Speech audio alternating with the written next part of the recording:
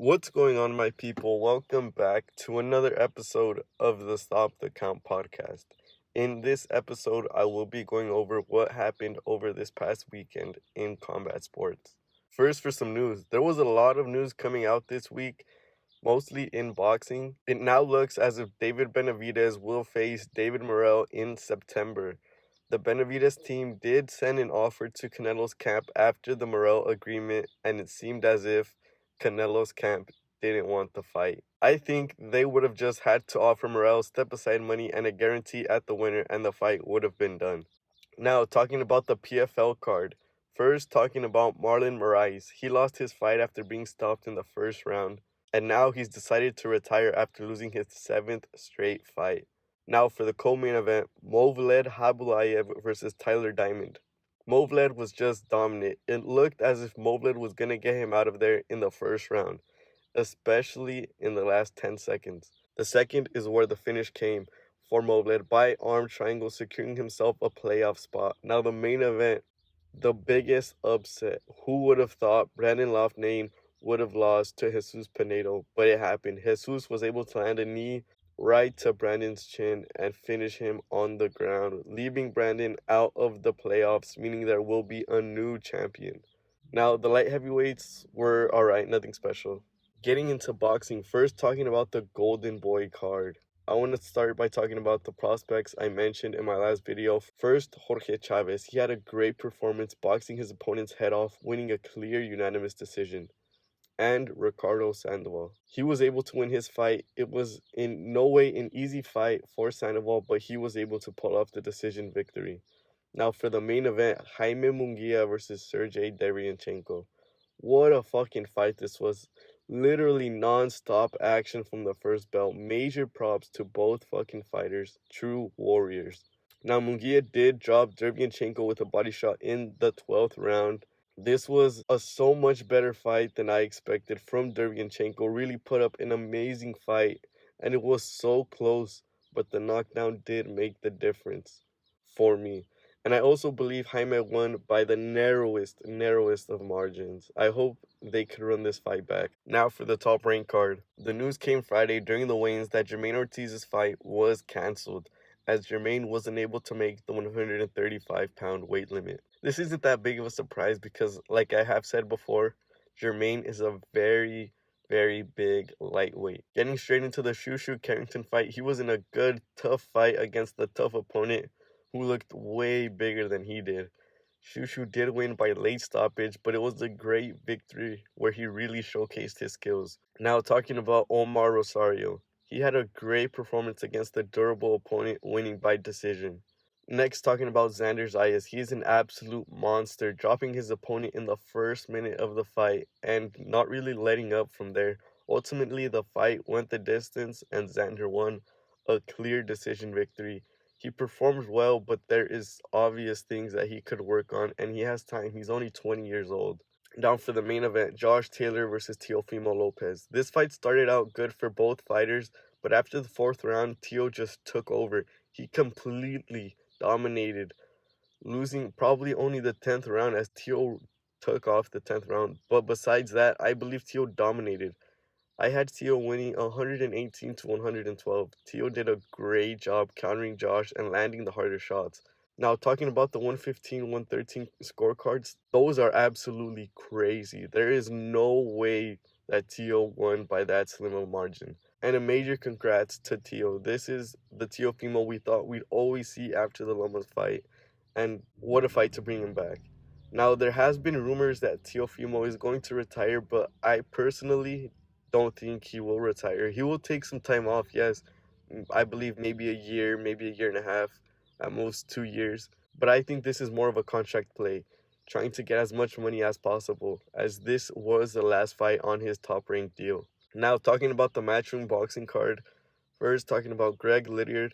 He was able to continue his career in dominant fashion with a great first-round knockout.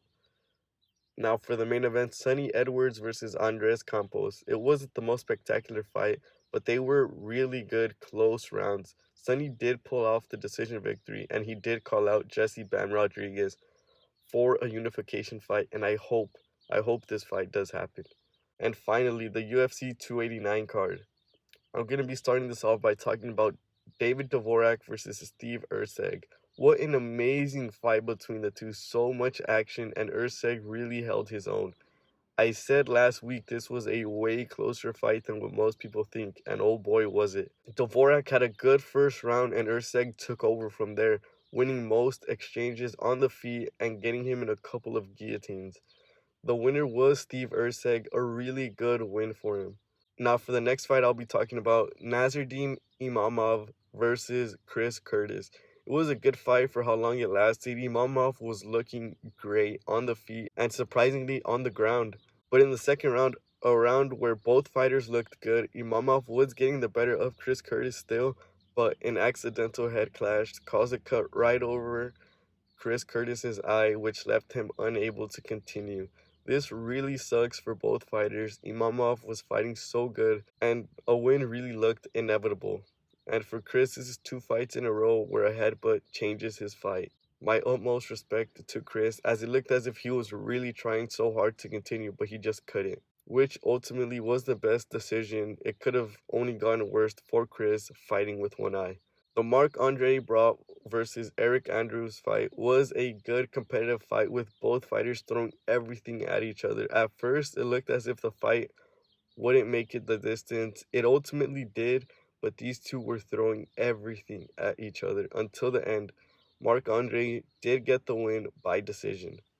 Now for the danige versus natelandewehr fight, it was a very good fight between both fighters, but it was danige landing the harder shots on Nate and even looking as if he was going to stop Nate early multiple times. But Nate was able to stay in the fight and did have some good moments, even while he was hurt, but Ige really didn't let him into the fight. Ultimately, danige won by unanimous decision. The next fight I'll be talking about is Mikemalott versus adamfugitt. The fight started off great for Mike with him hurting Adam but not rushing into anything. In the second round is where the fight came to the end. After hurting Adam on the feet, Mike locked in a guillotine and finished Adam. Now for the co-main event, charlesoliveira versus beneildariush. It was an amazing one-round fight. So much action. It was an amazing start from both fighters as they landed hard kicks. Then they took the fight to the ground, and both fighters landed hard ground shots. Personally, I thought Charles was going to get submitted, but no. Charles gets back up on the feet, and it all changes. Charles hurts Beneil and really takes him to the ground, where Charles is able to get the stoppage victory over Beneil. What a great fight, and what a statement made from Charles. It was such a perfect fight from him. His high kick was on point. His striking was also on point, especially that right hand. For Beneil, it just wasn't his night. Maybe those horrible weight cuts have caught up to him, but his chin really wasn't able to hold up. Charles, one of the best lightweights in MMA history. But currently, there's one thing you can call him, and that's champion. Because that's the #1 pound-for-pound king, Islam Makhachev. Hopefully this fight happens next so we could see if what Charles was saying is true.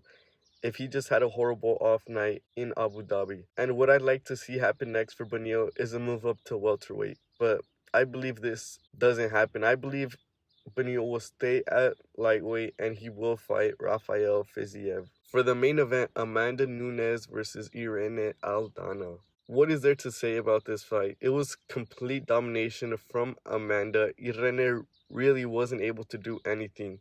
Amanda was ragdolling Irene to get takedowns and just controlling the fight on the feet. Irene did get one good counter shot in the first round, but from there, pretty much nothing. Amanda won the fight pretty clearly. The biggest and really unsurprising story came at the end as Amanda announced her retirement from fighting. Amanda ends an incredible career that spanned 15 years through many organizations, and ends a career that many consider to be the greatest women combat sport career of all time. For some soccer news, Chivas have made official the signing of Oscar Wally and Ricardo Marin. But in other news, former Milan owner Silvio Berlusconi has passed away on June the 12th, yesterday.